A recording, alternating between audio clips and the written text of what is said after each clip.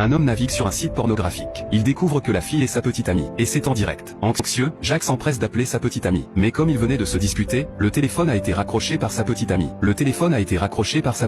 Heureusement, après les appels répétés de Jacques, sa petite amie a menti en disant qu'elle devait aller aux toilettes. Mais la seconde suivante, le présentateur de la vidéo a sorti un flacon de potion mystérieuse. Il dit qu'il suffit de quelques gouttes pour que les gens fassent ce qu'il veut. Jacques était pressé. Heureusement, sa petite amie a fini par décrocher le téléphone. Le site qu'il visitait n'était pas une bonne idée. Jacques n'osait pas dire la vérité. Pour faire face à l'incohérence de son petit ami, Bella a raccroché le téléphone. Jacques était dévasté et a rappelé. Mais sa petite amie n'a pas rappelé. Ce n'est pas surprenant. Le présentateur lui a tendu la bouteille d'eau. Mais juste après qu'ils aient trinqué, Bella a hésité, se souvenant de l'avertissement de Jacques.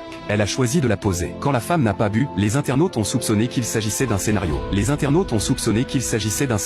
Mais Jacques, anxieux, s'en moque. Il voulait juste que sa petite amie parte saine et sauve. Mais face à son appel téléphonique, Bella a la caméra, mais raccroche. Avec la tromperie du présentateur, les défenses de Bella ont été progressivement abaissées. Au moment où elle a bu l'eau, Jacques, devant l'écran, s'est effondré. Bien sûr, en peu de temps, sa petite amie s'est sentie étourdie. Les nets citoyens qui voient cette situation sont frénétiquement récompensés. Ils ont commencé à exhorter le présentateur à accélérer la progression. Sa petite amie s'étant complètement effondrée, Jacques s'est effondré. Jacques a craqué, puis s'est souvenu d'appeler la police. Mais Jacques n'a pas pu parler à la police de sa navigation sur Internet. Il s'est contenté de demander à la police de localiser le téléphone portable de sa petite amie. Mais à ce moment-là, le présentateur a commencé à s'intéresser à Bella. Jacques, devant l'écran, a complètement paniqué. Mais le présentateur était plein de suffisance. Il a dit qu'il allait lancer une émission payante en direct. Si vous voulez continuer à regarder, vous devez payer 300 $. Ceux qui ne l'auront pas fait seront automatiquement retirés au bout d'1 minute et demie. En regardant Bella, qui était à la merci des autres, certains internautes se sont empressés de recharger leur compte, afin d'assurer la sécurité de sa petite amie. Jacques a également dû suivre la demande de rechargement. Rapidement, le nombre d'utilisateurs en ligne a dépassé les 4500. C'est alors que le premier grand frère de la liste a commencé à être récompensé. Il a fait une demande encore plus excitante. Il a demandé au présentateur de prendre le téléphone de Bella dans le coma et d'appeler n'importe lequel d'entre eux, pour voir comment l'autre personne réagirait. Comme prévu, le téléphone de Jacques a sonné. Pour pouvoir parler à nouveau, Amnak devait récompenser le présentateur avec un cadeau de 1000 yuan. Amnak a dû récompenser le présentateur en lui offrant un cadeau de 1000 yuan. Il a demandé au présentateur de rappeler l'appel téléphonique de tout à l'heure. Cette fois-ci, Jacques a essayé de contenir ses émotions. Il a demandé à l'homme de laisser partir sa petite amie. Mais le présentateur ne l'a pas cru. Il pensait qu'il s'agissait d'une blague de fan.